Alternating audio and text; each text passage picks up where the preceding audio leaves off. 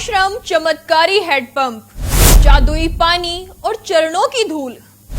यौन शोषण का केस, नौकरी गई तो बन गया बाबा। चमत्कारी हैंडपंप से बीमारियां ठीक करने का दावा।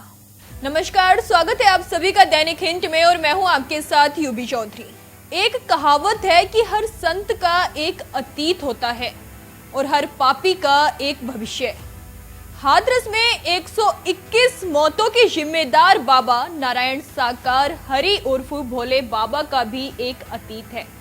उसके अतीत में ऐसी काली कहानियां छुपी हैं जिन्हें सुनने और जानने के बाद ये हैरानी होती है कि आखिर यूपी पुलिस का एक मामूली सा कांस्टेबल अचानक एक रोज इतना बड़ा और महाप्रतापी बाबा कैसे बन गया। दरअसल सूरजपाल सिंह जाटव कभी यूपी पुलिस का एक सिपाही हुआ करता था। इस दौरान लंबे समय तक उसकी पोस्टिंग लोकल इंटेलिजेंस यूनिट यानी LIU में रही, लेकिन नौकरी के दौरान ही उस पर यौन शोषण का आरोप लगा और उसको गिरफ्तार कर लिया गया। इसके बाद उसे जेल जाना पड़ा और इसी जेल यात्रा के चलते उसकी पुलिस की नौकरी भी चली गई। लेकिन जेल में रहते हुए उसे न जाने कौन सा ज्ञान मिला कि वो बाबा बन गया। जेल से बाहर आकर यौन शोषण के आरोपी पुलिस वाले से सीधे सत्संग करने और उपदेश देने वाला संत बन बैठा। इसके भजन प्रवचन की शुरुआत पहले इसके घर से हुई, फिर देखते ही देखते इसके चाहने वालों की भीड़ बढ़ने लगी और तब घर से निकलकर सत्संग का सिलसिला अड़ोस पड़ोस में, फिर खुली जगहों में, पंडालों में और फिर अलग अलग राज्यों में शुरू हो गया। बाबा अपने सत्संगों में अपनी नौकरी जाने की बात कभी नहीं कहता।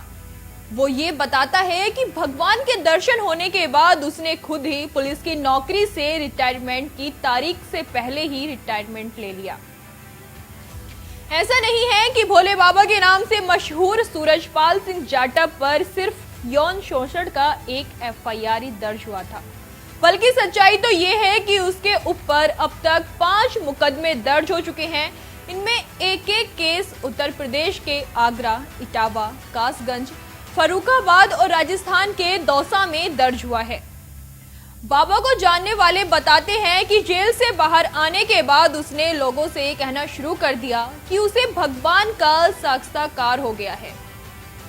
उसके आशीर्वाद से लोगों के दुख दूर हो सकते हैं, लेकिन वो दूसरे बाबाओं की तरह भगवा वस्त्र नहीं पहनता था और ना ही उनकी तरह बाल और दाढ़ी रखता, बल्कि उसके उलट वो हमेशा सफेद सूट में ही नजर आता और शायद यही उसकी एक USP यानी यूनिक सेलिंग पॉइंट भी बन गया।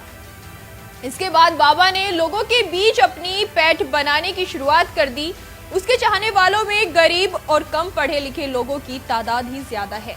उन दिनों बाबा के घर के बाहर एक हैंडपंप हुआ करता था। बाबा ने उसके पानी को चमत्कारिक बताना शुरू कर दिया और लोग उसी हैंडपंप का पानी पीने के लिए दूर दूर से आने लगे।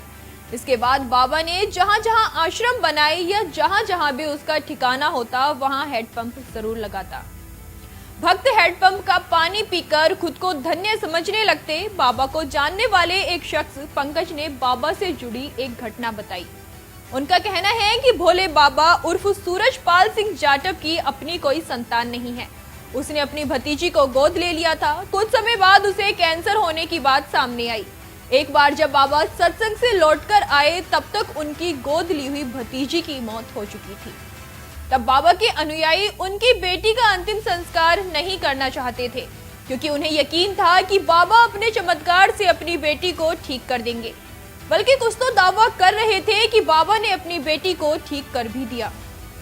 इसके बाद वहां हंगामा शुरू हो गया। आखिरकार कहानी में पुलिस की एंट्री हुई और अनुयायियों पर लाठीचार्ज कर बाबा को गिरफ्तार कर लिया गया। हालांकि बाद में इस मामले में बाबा बरी हो गया। फिलहाल हाथरस वाले हादसे के बाद FIR तो दर्ज हो गई, लेकिन FIR में बाबा का नाम नहीं है। FIR में नाम न होने के बावजूद हादसे के बाद से बाबा फरार यानी अभी गायब है। आपकी इस खबर को लेकर क्या कुछ राय है, हमें कमेंट करके जरूर बताएं और हमारे चैनल को लाइक सब्सक्राइब करना ना भूलें।